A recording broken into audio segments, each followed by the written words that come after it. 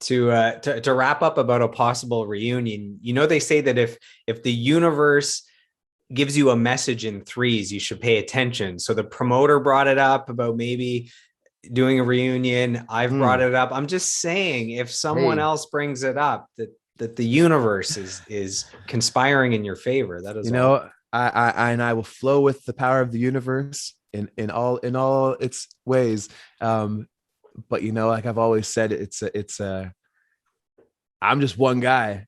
I'm down, but there's a handful of other crucial pieces of this machine that have to be moving that and can't be any other people, can't be any other way. It's got to be the four or five of us, Grant and Pfeiffer on the kit. It's funny.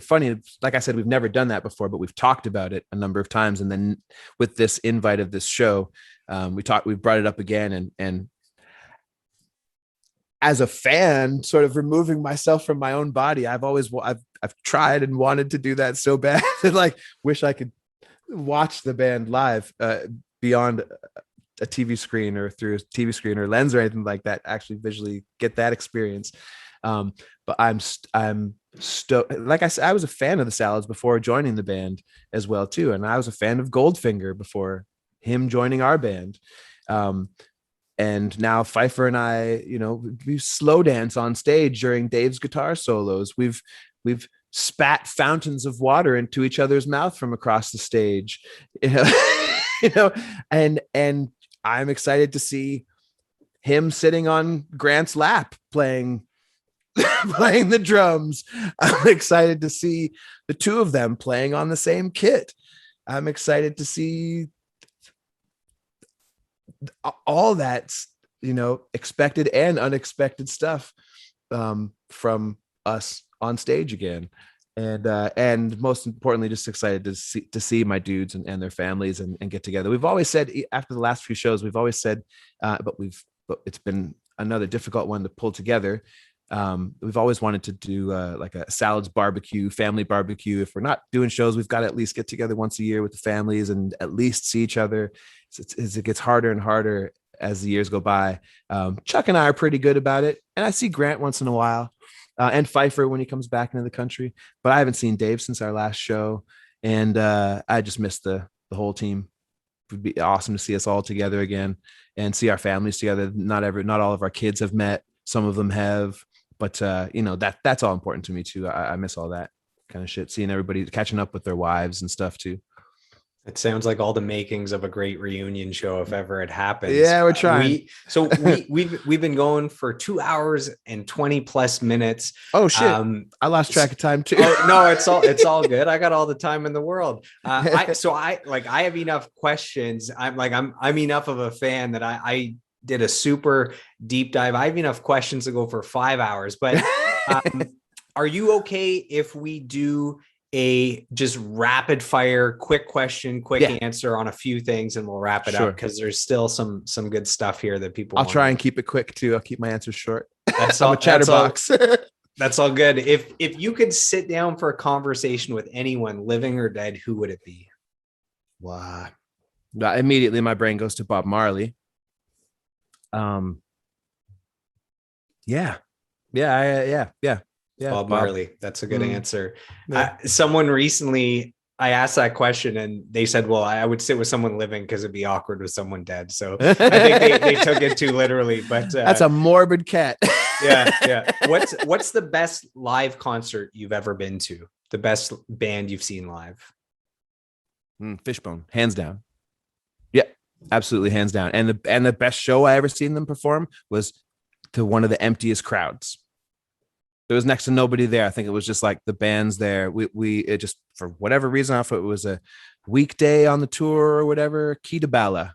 We played Key to Bala with Fishbone and English Beat. English Beat headlining. Us playing before Fishbone. There's nobody there. Like nobody. They slayed. They played the best show of the tour. That's crazy. Any plans for live shows in 2022 with the Reverbist, the Bob Marley cover, the Huey Lewis cover? any plans, or do you have to wait for COVID to figure itself out? No, the plans are floating up again now. Mob Barley gets pretty busy, usually around February, early February, and around Bob's birthday. We do celebrations around then, but tried to this year, weren't able to. So we're back. Other time is like usually April around 420. We do a lot of things then. We love to collaborate with a lot of other like cannabis shops and companies around, and we've got a big one planned for Stratford with Green Seal Cannabis out of Stratford and Little Leaf, a cannabis shop in Stratford, just bringing some more of the community together and doing a big Bob tribute, a few sets from us there. Yeah, late April. Reverbists are still recording and building up the band. We'll definitely, I would say, I don't know about this year for live stuff. Maybe this year, definitely next year. Power of Huey, my Huey Lewis tribute that I sing with. We started that right as COVID hit, so we've only done a handful of things, mostly online. We did our very first parking lot show to a audience full of cars honking instead of clapping. The most surreal thing ever. But we've got another one booked for the summer, July, around East Gwillimbury, which is just the part of the GTA just outside of Toronto. It'll be an outdoor show in the midst of the summer, I do believe, if all goes down well. And you can find out about that through our Facebook page. That's where we're most active. The power of Huey Lewis tribute. It's a lot of fun, man. It's a crazy one because I have a confession. I'm almost ashamed to say this, that prior to last night, the only Huey Lewis song I knew was Hip to Be Square. No way. I listened to the 5 most popular Huey Lewis songs on Spotify. I had never heard of any of them except Hip to Be Square. Have you seen Back to the Future? I have. So that movie, that main character, even Michael J. Fox's character, is a massive fan of Huey Lewis and the News. Huey is one of the judges at the talent show that he performs at. The song Back in Time was written for that movie. The lyrics are about the movie. That's one of the 5 that I listened to. I had never heard that song. I'm so ashamed. I'm so ashamed. And The Power of Love was the big single on that soundtrack and for the movie that when they approached Huey saying, the main character of this movie is a big Huey Lewis and the News fan. So can we get a song from you for the movie? He gave them Power of Love, but it was already a #1 hit on Billboard before Back to the Future came out. So they had that to ride on to help boost the movie. What a huge, huge way to market a movie. And then also got him to add in Back in Time, which he wrote. That he had already seen the film at this point and wrote the lyrics about the characters in the movie, and it's more based on that. But yeah, Back to the Future and Huey Lewis, big things. And yeah, cool. Man, Huey. It's funny. It's like if you don't really know the history, Huey. A lot of people are like Huey Lewis is a guilty pleasure type of a story because it's so big and in pop in the 80s and a big pivotal guy during the rise of MTV and all that kind of stuff. But also, man, there's a lot of musicians that are big fans of his. I've seen a lot more stuff lately because he has stopped performing because he has Meniere's disease, which is he's losing his hearing, basically. Louder sounds just sound like distortion to him, so he can't hear and sing proper notes and such. You can have a conversation with him if it's at the right volume and so on, but he's not able to listen to music. That's tough. I always think if you had to choose whether you were blind or deaf, which would it be? And it's tough. Part of me thinks I would rather be deaf because I think it'd be hard not to see. Like you wouldn't feel like a part of the, Yeah. So I feel like even though music is my favorite thing and I listen to probably 3 hours a day music, that I would probably choose to be deaf before blind. But I think about that a lot. Yeah, I think I would too. knowing again, like just the getting around in life, you obviously need your sight, and you can feel music and vibrations and such too. I think that music can be felt as well as heard, so it's not completely gone. And listening to him True. talk about it now is interesting, for interesting perspective too, because of the situation he's in. Yeah, it's wild. Not to drag on too long. I'll make this quick, but there's a documentary that I've told so many people about that always comes to mind when I'm talking about music and the connection of it to human brain. But there's a movie called Alive Inside. Okay, stop. Yes, you're the I only person that's actually seen it or knows about it. Okay. I released a podcast episode like 3 episodes ago that was just says watch Alive Inside. Like I have a podcast episode just about that movie. Good, so I can keep my story short. Yes.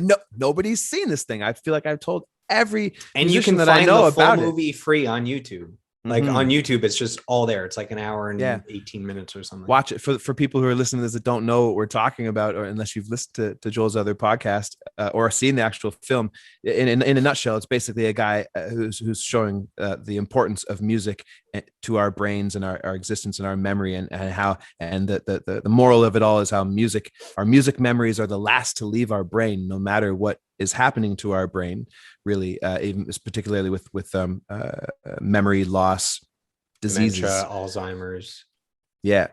And to tap into that is life-changing, to say the least. My understanding is your memories are stored in one area of the brain. So when those diseases wipe out that area, there goes the memories. However, music is actually stored in multiple parts of the brain. So when a memory is associated with music, that memory gets stored in the multiple places that the music is stored. So when those diseases wipe out the one area of memory, the memory attached to music is still in the other areas. So everything's gone, but when they play music attached to those memories, they come back. They haven't lost all their memories. It's remarkable. So amazing. But to physically see that effect on, a whole building full of people suffering from memory loss diseases at different ages, but predominantly elderly, more seniors, right, with history behind them and memories, most of which they think they've lost, to watch them tap into those again through listening to particular songs and curated playlists is one of the most powerful things I've ever seen in my entire life. That I just love that. I love that connection between music and our human makeup, how our brains work and our bodies, and it explains so much to me for around music and why it's such an important part of humanity and our lives, whether you acknowledge it or not. Whether you are a person who chooses to listen to music and puts on what you're listening to, or you turn on the radio when you sit in the car. It's huge. So huge. Do you still have musical dreams that have not been accomplished yet, that you have, people have a bucket list or whatever? Are there still musical dreams that are in your heart that have not yet been accomplished that you would like to work towards, or you're still working towards? I don't know. I not so much. Nothing that really stands out. Again, time wise, if you had asked me maybe a year or two ago, for the longest time, I've been set on. I'm like, I have to release a solo album at some point in my life. But I don't play any instruments. I've created and written and recorded a lot of stuff with a lot of other people that hasn't been released. I almost had a solo thing put out. That's a whole nother podcast worth talking about. That's just sort of been shelved. It might come out at some point. I might just one day wake up and give it away for free. But it was again timing. The timing was not right with it all, and it's a whole nother long story. But so I've always wanted that, and that was for the longest time something I need to do. But I've let go of that a little bit more in the last few years. It's not something I need to have happen. Maybe also because I've had more other friends connect to me and reconnect with me in such strong ways that has, created something like the Reverbists, and my heart's really there with that a lot now. And that they actually, even when that started, Lonnie even mentioned to me, he's like, look, I guess before we named the band, it's like, looks like we might be forming a solo album for you. I'm like, this is crazy. I never talked to anybody about this. This is crazy. You guys, do you think having a young daughter has changed your goals as well, like your outlook on life and your goals and what's important? And absolutely, in a ton of ways, for sure. But also, but that's maybe also drawn me more towards the music, because I'm like, she's never seen the Salads perform live before. I've never had a chance to even take her to too many concerts because of the pandemic, and because of her age, all that kind of stuff. And I'm dying for all of that. Daughters definitely soften you up, and she's done that too. But like I said before too, I think she's she's got a bit more of the creative bug in her than my son does. And I wouldn't have spent my Christmas vacation deep into a big bucket of Lego if she wasn't around. And passionately too, I was right into it. I'm loving it. Just like this. I was gonna say Lego is cool. I'm playing with dolls with my nieces, so you should be thankful for the Lego. I have a friend that's 38 that has all the big Lego sets. He's by himself playing with these Legos. Oh, there you go. I know a cat like that too. and I get it. But yeah, she's right into it, and right into the whole world and creating stuff. And I love that. The Ice Igloo is another perfect example. I may not have started that if she wasn't around, but just fantastic. Becoming a parent certainly changes perspective, and for musicians, a lot, as far as touring goes, as far as your musical content, the musical direction, lyrical content, what you're talking about, because you're different. I wrote a lot of the Salad stuff when I was single. I was partying, I was doing shows. We were, being flashy. It's not so much me anymore. I party. I'm not single. We party differently. The party ends at 10 now instead of starting at 10. You got to wake up in the morning. It's not the same. Yeah. There's work in the morning. There's kids that get up way before me. Do your kids think their dad is a rock star, or are you just some other schmuck in the house that's making them peanut butter sandwiches? Yeah, I'm just some other schmuck. I think maybe my son has a little bit better, clear understanding of that, because he's been to a bunch of Salad shows before. He's seen that in action. He's seen me approached by fans at shows, or just randomly when we've been out in the street before. He was old enough to do all that with me when we lived in Toronto together as well too, before moving back to Stratford. So he's seen all that, but I don't think he certainly doesn't think of me as what he compares me to everything else that's I'm not verified on Instagram. You know what I'm saying? Well, so you were never really popular. That is what he's saying. Yeah, that's it. But the fact that I have friends that I chat to on the regular, maybe makes me, he has suspicions that you might be popular. Yeah, exactly. Puts me somewhere a little bit higher than the average pedestrian. I have 2 more questions for you. Can you handle 2 more? Yeah, man. All good. All right. When you look back on your life and your career, what are you most proud of, and what are you most grateful for? I'm gonna say, aside from just Salads and my relationships with all the guys, and the relationships in other bands that we've built up in industry and all that stuff, those ones come through first and foremost. I'm so proud of being open enough and friendly enough to have made all of those connections. That, at the same time, coming from a band and a scene that was super competitive and not always very friendly, and because we were the guys were teachers of what they played and such shredders, it got competitive, and I'm friends with people in some of those bands now that I wasn't then. So there are some of those moments too. Um, while we were super all good, it was a bit too competitive at times. It got a little too much, but maybe that's what drove us as well too. Maybe that was a good thing to push everybody a little bit more. And now we can sit back and look at it and be a bit more mature about it. I am super proud of having being of the mindset with every show that we've ever done, to play it like it was our last, because I have no regrets because of that. Even on our last show that we did, I'm not like, oh, I wish I knew it was our last. No, I, like every show, I treated it like it was our last. So I'm okay with that.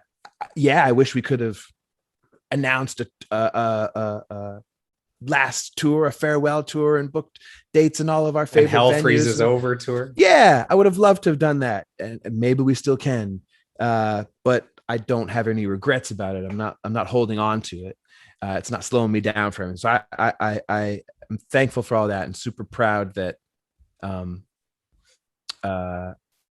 anytime I've ever stepped on a stage, I've left everything on the stage, and I've always gone in wholeheartedly full out.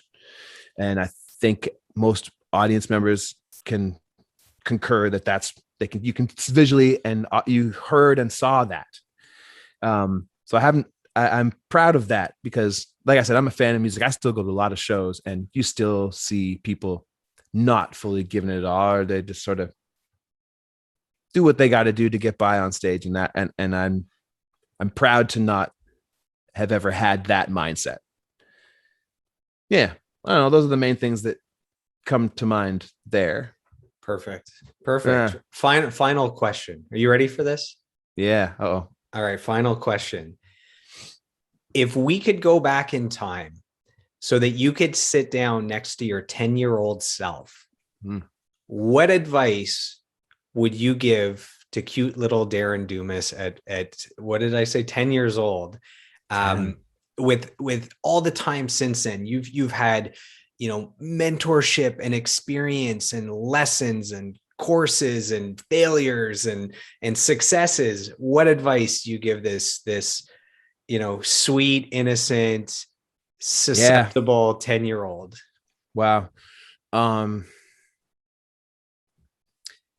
I think of some of the main things that, as you become a parent, you start to think, what are the one-liners I'm going to drill into my kids that when I'm long gone, they're going to say, I remember my dad saying this over and over and over.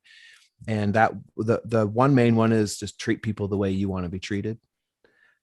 Feel like adults the most forget that shit. Everybody forgets it at some point in time. Forget just adults. But if we could all do that simple thing, what a better world. I'd probably tell myself to not be afraid to talk to anybody, even if they feel like or appear like they're out of my league, and whatever the case may be. When the hormones start kicking in, don't be like, that girl's out of my league, I can't talk to her. Psh, she's just a human, she's just a person. And maybe nobody's talking to her because everybody's thinking that same thing.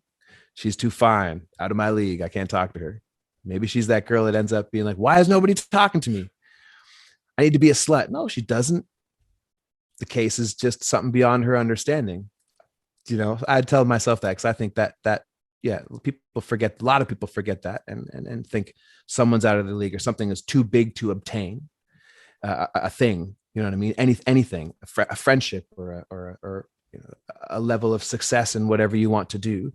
I would tell myself to trust my gut always, because it's always right. If something's stirring up and doesn't feel quite right, there's a reason for that.